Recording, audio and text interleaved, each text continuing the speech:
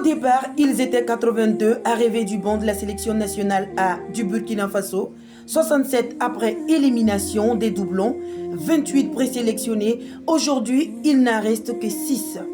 6 profils, 6 visions du football, mais un seul fauteuil.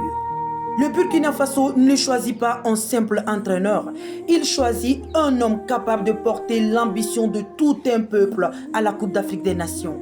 Jean-Florent Ibenge, un technicien du continent, un habitué de grandes compétitions africaines. Il connaît la pression, il connaît les vestiaires sous tension. Mais ici la question est claire, peut-il transformer l'expérience en sacre?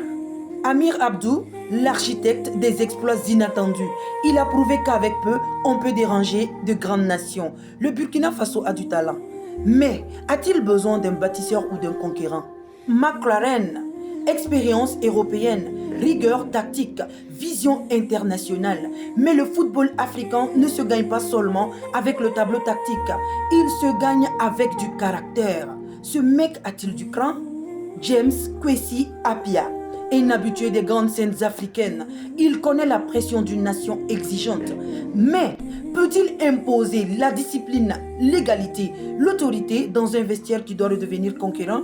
Kamou Malo, l'homme du sérail, l'homme du bercail, l'homme de la maison. Il connaît tellement les étalons, il connaît l'âme des étalons.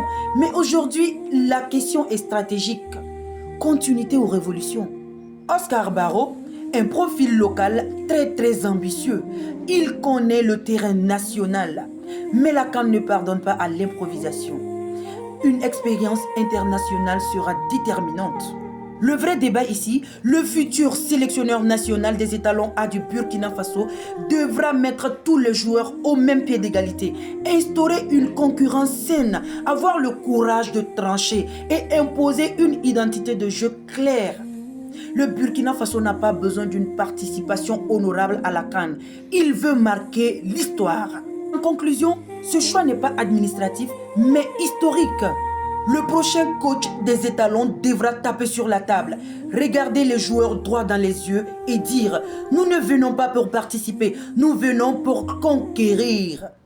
Ici, la vraie question est que qui de ces 6 coachs est prêt vraiment à transformer l'ambition du peuple burkinabé en trophée? Vos avis en commentaire. C'est la communauté des vrais passionnés du foot. Abonnez-vous. Restez dans notre communauté. Faisons rayonner le football burkinabé.